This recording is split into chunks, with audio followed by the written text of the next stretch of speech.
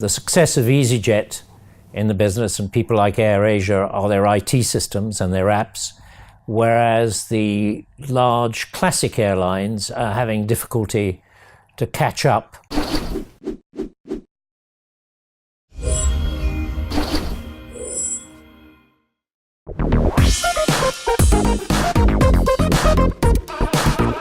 Well, Eric, thank you very much for joining us. It's always a pleasure to have you in our studio. Today, we're going to talk quite generally about a topic you're a complete expert in. But to start off with, how are you? I'm fine, thanks. Wonderful. So, yeah, you work within the airline business. Let's just start, as I said, generally. Can you tell us a little bit about the current climate in this area? Well, the airline business is very interesting now because it's the battle of the giants. EasyJet and Ryanair and Wizz are doing very well. The success of EasyJet in the business and people like AirAsia are their IT systems and their apps, whereas the large classic airlines are having difficulty to catch up with the alacrity and the IT of the newer airlines. I think the airline market is going to be very disruptive in the future.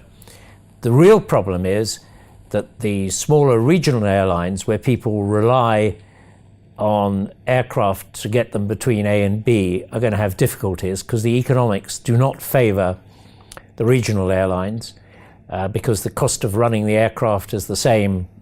You still need 2 pilots, 2 flight attendants, and the cost of the regional aircraft, unless it's second-hand, is almost the same as the narrow body that Boeing and Airbus produce.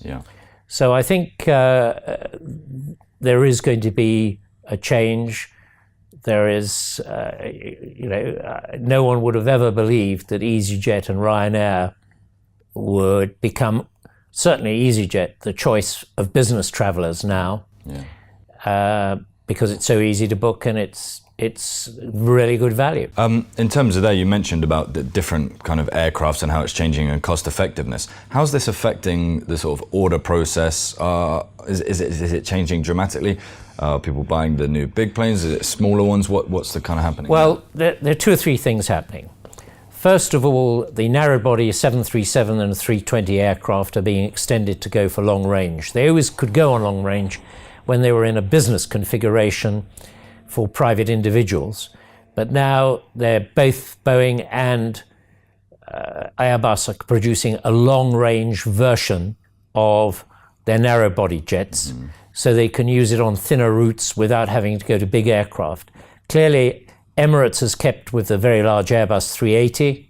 The 747-800s are dropping off, so people are going to twin-engine long-haul aircraft and wide-bodied for long routes where there's a high capacity. Otherwise, they'll be going to the narrow-bodied aircraft. And what has also happened is that Embraer and Bombardier are filling the gap between a regional aircraft and the smaller narrow-bodied aircraft. And you've seen Airbus taking a stake in Bombardier C-Series, which can go from London City to New York. But obviously it does have about 100 seats or 120 seats. And the Bombardier C300, which competes really with the lower end, the old shorter aircraft, the lower end of Boeing and Airbus, which they don't manufacture anymore. And then you've seen Boeing trying to do a tie-up with Embraer for their similar equivalent to the C-Series. And the market is very overheated. I think we're seeing a huge number of second-hand aircraft on the market. We're seeing a large number of new aircraft being bought. And I just wonder how long it will take before the market has a somewhat downward dramatic change. Something I really wanted to ask you, given current political climates around the world, say with Trump in America and Brexit over here, you often hear about this battle between sort of Boeing, Airbus and other companies as well. How are sort of trade deals and things like that going to affect this business going forward? I don't think they are. I think the aircraft industry, apart from the spat where Boeing had a go at Bombardier for receiving both Canadian and British government money, was the only spat that happened. Of course, Boeing and Airbus receive money from the governments, not as a subsidy, but more for research and development. And in fact, every government contributes to aerospace industries. I don't think the Brexit situation will affect it. What's probably more likely to affect it is the sanctions on Russia, who started buying, and Iran, who started buying, in the case of Russia, European and American aircraft, and are now going back to their own aircraft and actually supplying some aircraft into the European market and the Mexican market. And the Iranian situation, where Airbus has been selling to Iran and the Americans are trying to sell to Iran.